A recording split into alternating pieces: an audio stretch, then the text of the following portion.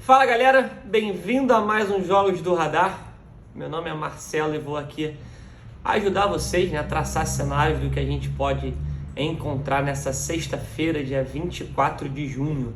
Estou gravando ainda aqui na quinta-feira à noite, acabando agora os jogos da Série B, estão no intervalo dos jogos.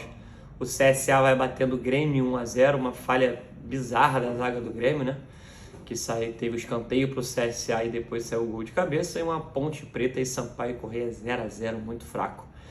Tivemos mais cedo o Fluminense batendo o Cruzeiro 2-1, olha que eu acho que ficou barato, tá? O Fluminense no começo da partida começou muito bem, eu vim com a ideia, nos jogos do radar que eu fiz de ontem, de tentar uma correção de preço do Fluminense, comentando que o Fluminense ia ter dificuldade contra um Cruzeiro bem fechado, que o mercado poderia um pouco se assustar e fazer essa correção. Acontece que foi totalmente ao contrário. A pressão do Fluminense foi bizarra, essa cotação saiu de 1,90, chegou a bater 1,60, a gente conseguiu pegar um pouco dessa correção e entrar no limite, que saiu o gol do Fluminense, a jogada do Cano, cruzamento que o Manuel faz o gol, depois do Fluminense ter um jogador a mais. E mesmo com a mais no final do primeiro tempo, que poderia ajudar o Fluminense para o intervalo, com a vantagem no placar e com campos que pudesse ficar um pouco mais aberto, mas eu achava que mesmo assim o Cruzeiro perdendo de 1-0 no Maracanã e com jogador a menos não ia se expor tanto. Um chutão da zaga do Cruzeiro, tentando pegar o Fábio bem adiantado, a bola ia até para fora, mas o Fábio mal posicionado deu tapa, sai o escanteio no final do primeiro tempo, sai o gol na cobrança de escanteio, o gol de empate 1-1. O Fluminense veio com a mesma postura, pressionando o Cruzeiro, mas eu fiquei bem receado com como foi o Fluminense contra o América Mineiro, O Fluminense teve um jogador a mais, mas não conseguiu criar muitas jogadas. Mas numa bela jogada pela ponta direita, cruzamento do João Ares, o Cano marcou o gol, o Cano que foi mais uma vez o melhor jogador do Fluminense. Tentei até depois pegar alguma coisa ainda no limite desse jogo, mas não veio. O Fluminense perdeu boas oportunidades, mas poderia ter saído com empate nas costas, O Cruzeiro teve uma boa chance no final do jogo com o Edu, que rolou pro LK, fazer a finalização e bater para fora no mau posicionamento do Manuel. Mas foi uma vitória boa do Fluminense, larga na frente, mas poderia, se tivesse pressionado um pouquinho mais, poderia ter saído com um resultado melhor.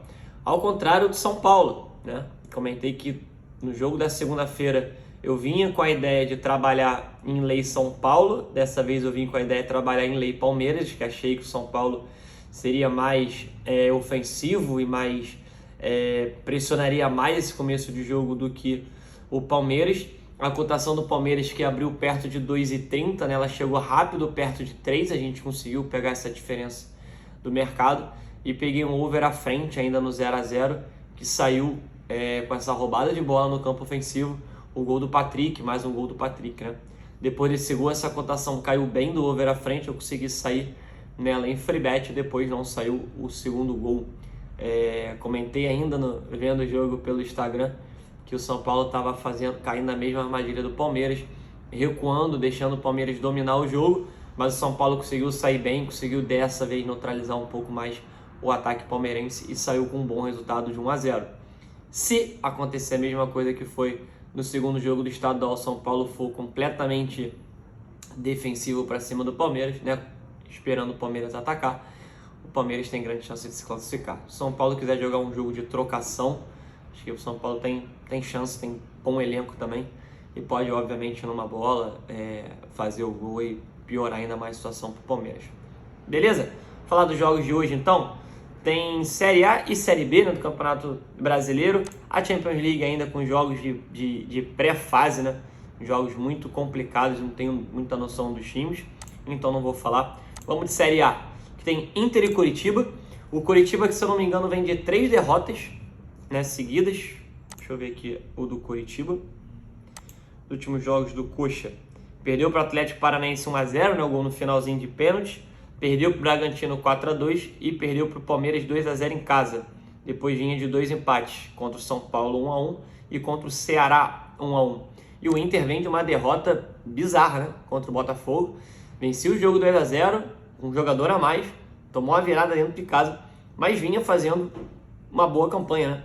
Bateu o Goiás 2-1 fora de casa, bateu o Flamengo dentro de casa 3-1, empatou com o Santos fora de casa na Vila 1-1, venceu o Bragantino 2-0, né? E aí tinha um empate contra o Atlético Goianiense em casa. Dá para botar um favoritismo do Inter aí, né? Pela má campanha do Curitiba nos últimos jogos. Só que, cara, a cotação de 1,57 eu acho muito pouco, hein? Acho muito baixa essa cotação. Muito baixa. Eu vou colocar aqui, eu vou dar a chance do Inter de me dar uma chance para fazer o back. Só que eu acho que esse jogo pode ter uma correção de preço, tá? Concordo muito com essa odd daqui, não. Odd muito baixa. Beleza? E da Série B, a gente tem, na verdade, 2 jogos, né? Ituano e Cruzeiro, o jogo foi adiado, porque o Cruzeiro jogou nessa quinta-feira.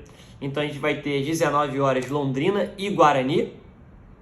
Londrina com leve favoritismo, não, favoritismo em casa, né? O Londrina aqui, a posição do Londrina é o 12º, o Guarani é o 18º. Dentro de casa, o Londrina em 7 jogos tem 3 vitórias, 3 empates e 1 derrota, né? Fez um pouco mais de 1 gol por jogo e tomou 1 gol por jogo. Londrina que vem de derrota para o Vasco de 1-0. E fora de casa, o Guarani em 6 jogos tem 1 vitória, 2 empates e 3 derrotas. Fez 6 gols e tomou 9. Jogo complicadinho, né? Complicadinho. Eu vim aqui para tentar pegar um lay aqui, tentar ver qual equipe que vai estar pior em campo, tentar pegar essa correção de preço, né? Os jogos da Série B é difícil você apontar um favoritismo, só se você tiver um Vasco, por exemplo, que vai jogar na sexta-feira, um Cruzeiro, até você pegar o Bahia em casa, né? O Bahia bem favorito contra a Chape, perdeu para a Chape, então os jogos de Série B são bem complicados. E ficar aqui atento também no mercado de gols, caso alguma equipe esteja em vantagem, né, tentando uma recuperação, pode ser que o jogo fique um pouco mais aberto para o final da partida e dê para a gente buscar alguma coisa, tá bom? E o último jogo, Vasco e Operário. O Vasco, que não perde nas últimas 10 partidas, não sofreu gol nas últimas 8 e marcou nas últimas 8. Interessante a race do Vasco, né? Vamos ver aqui, Vasco dentro de casa. O Vasco dentro de casa venceu o Cruzeiro 1-0, empatou com o Grêmio 0-0, venceu o Brusque 2-0, o Bahia 1-0, CSA 1-0, Ponte 1-0. E se eu não me engano tem um empate com o Vila Nova 0-0 na primeira rodada. Se eu não me engano.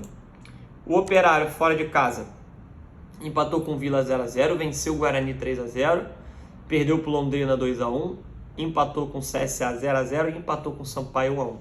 Bom favoritismo do Vasco, né? Acho até para esse jogo aqui que o favoritismo do Vasco poderia ser maior, né, pela fase do Vasco que vem, dentro de casa com o São Januário lotado, do que a odd, por exemplo, do Internacional contra o Curitiba, né?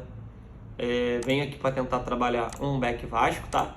Caso o Vasco não esteja na frente do placar, caso o jogo fique um pouco complicado para o Vasco até o final, pode ser que na pressão do Vasco, a torcida empurrando, dê para pegar alguma coisa também aqui no mercado de gols. Beleza?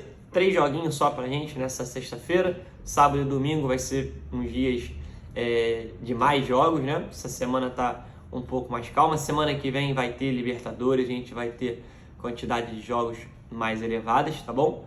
Mas o importante é a gente estar aqui passando para vocês as análises e entrando bem, fazendo boas entradas para ganhar dinheiro. Beleza? Valeu!